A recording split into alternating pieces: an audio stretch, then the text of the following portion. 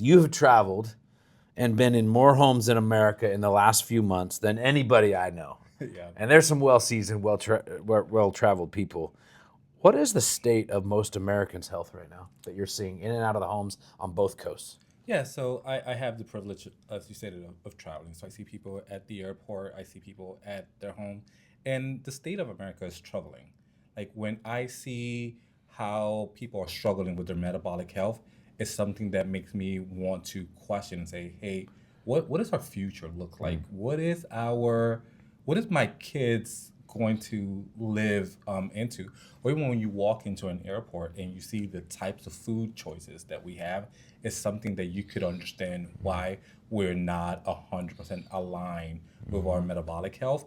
And but on the flip side, it also fills me with hope because I know that everyone needs us, and it fills me with more boldness for me to start conversation. Start conversation on the plane, start conversation in different areas. But traveling really helps me understand where the need is. I notice every time I leave Scottsdale. Scottsdale, where I live, is a little health bubble. Yeah. Not everyone's healthy there, but it is one of the healthiest But well, pockets. no, I'll tell you this, a funny story about Scottsdale. So I went to a city in the border with Mexico, and I woke up early in the morning and I went for a run. Yeah. And I'm running for 3 miles and I didn't see anyone. So I said, okay, the people don't run here. And then it made me kind of understand how people were not at that point health conscious for what I was seeing. When it was totally the opposite in Scottsdale, I'm running around and I'm like, oh, okay. I see people. I ran by your house and saw people walking their dogs, people staying active. Then I made and got into the golf course and seeing people. So yeah, so we do have some pockets where people have a tendency of being more aware versus others. That was the biggest thing why T and I joined this mission 16 years ago was we knew the struggles we Yeah. had for ourselves. And you even shared recently your wife has lost 85 pounds. Yeah. Right? I mean, talk about a complete metabolic reset. It's incredible because one of the things that we look at that, and I'm glad that we're shifting from just a weight loss management plan to focus on the metabolic health because I've seen my wife not only in the transformation in her body, but then also in her attitude. I've seen how she has. I like to call it her swag bag. I like her confidence. I like that she is now one of the biggest. You know how you have certain benchmark or days that you remember in your marriage life. I remember when my wife went from plus size to regular size, and she came home and saying, I no longer need to shop at the plus size. I'm a regular person.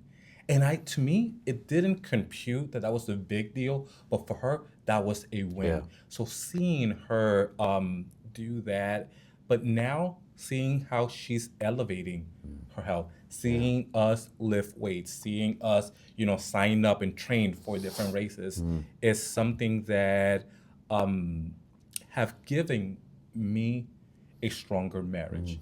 Because this is like far beyond weight loss. I think focusing on your metabolic health and having that symphony of your body realign, Yeah. it helped us with our mood.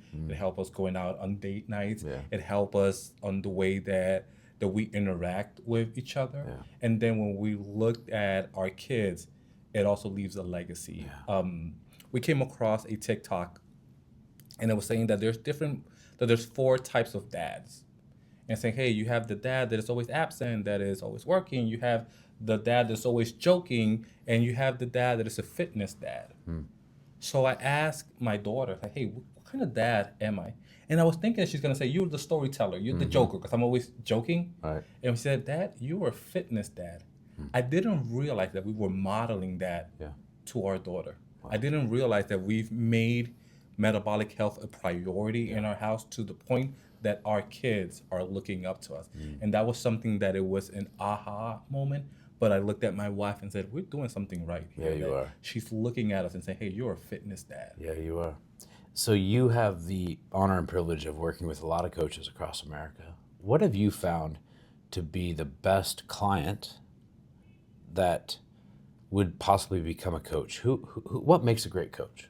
So I think a great coach, in my experience, has two main variables or two main drivers.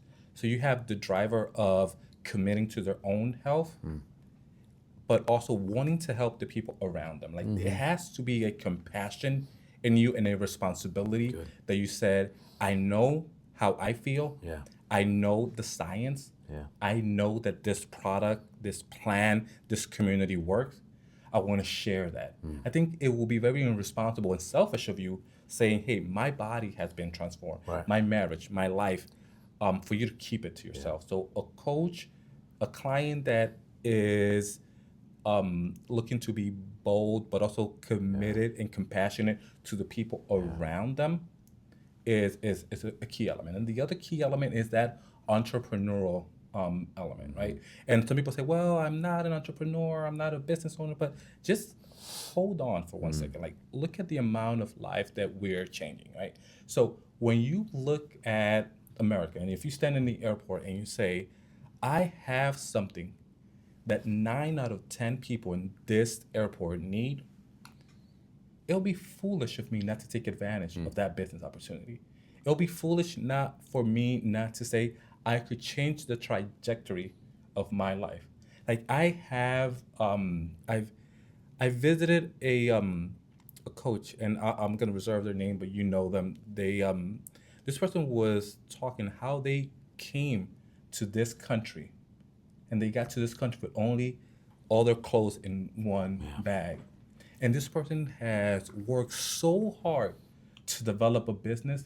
And when I walked to this person's house Yeah. and I saw the grass and I walked into the backyard and I saw a pool, like we started crying. I Yeah. said, I know how hard you worked to get Yeah, this. to create. And this, if you Yeah. were to ask this person, are you an entrepreneur? They would say no. No. Right. But once you follow the calling and the Yeah. passion to help Yeah. people, the finance will follow. Yeah, I think it was like week 5 of T and I's journey where, I mean, our clothes were falling off. I was playing with my kids, like out roller skating them with them every night instead of like kind of camped out on the couch watching the news or whatever because I just wasn't well. But within 5 weeks, people started noticing, and I was like, Tia, who are we not to share something that has worked so well, that has changed our life? Yeah. And that was why we become a coach. And now to see so many people getting, I like to say now, metabolically fit. Yes. Because they're, I think you're not just physically metabolic, but in your finances, in your mind, in your relationships, in your marriage, and that's what gets me so excited. All right, so what makes? Oh no, I asked that. So tell me a little bit, Moises, about why this mission is so important to you. I think why this mission is so important to me is that it became more than a job when I saw this community impacting my life. I share about my wife, but when we got married, we love roller coasters. We will go to amusement park and we just go on and on and on a roller coaster. But life happened. We had a tragic event hit our family, and my wife gained a lot of weight, and we sought refuge in food and in alcohol. Right, so we had a really unhealthy relationship with food and alcohol, trying to drown our pain. And after that, we went to amusement park, and my wife said, I don't want to go on the roller coaster. Like, oh, okay, maybe we changed. After her health journey, and she committed to her health, and she lost her weight and started working on her metabolic health, we went back to a roller coaster, and we just kept coming back and back and back. And I said, hey, honey, I thought that you didn't like roller coasters anymore. I said, no, I was just embarrassed to do the line, and when I got to the front of the line, that they would tell me would that I tell you couldn't no. fit Right. into it. And seeing my wife smile, lifting our hands, seeing that, hey, should we pay for the fast pass so that we could cut the line and do it over and over? Having the joy and the spark in my wife back is something that motivates me, because I ask myself, how many parents are out there like me? Yeah. How many husbands? Seeing my wife run, we have the turkey trot every Thanksgiving. Seeing my wife do that 5K with my daughter Right. is something Yeah, it is. that motivates me. So that's why That's good. this mission is important to me. And then seeing someone like the coach that I mentioned change not only her finance, but seeing that she's paying for other people to go to school, seeing how she is committing. I am saying, me as the third generation immigrant, I wish that my grandmother had the opportunity to coach because she was health Right. conscious. She loved helping people, but it was not available to her. So for me, I cannot keep this mission quiet, Yeah. knowing that it could change your health and knowing that it could change your finance. Yeah. And that's why I'm passionate. Well, it's pretty clear, and I know for me as a leader within the company, something that I appreciate about you is that you often give me that "how you doing," and then you're like, "No, no, no, no. How's Doug doing?" Yeah. And you know, obviously, we're in business together, and we're helping a lot of people, and we're making a big impact in America. But what I love about this company and I love about you is that we don't get so busy that we forget about the one and Yeah. the heart to heart and the spirit to spirit and the man to man. And so I'm excited because literally we're just like starting this 3.0 era. And it's like we haven't even hit this new year. We just came out with this brand new breaking news, like science. And it's like this world doesn't even know about what can happen, is what to happen to them. Yeah.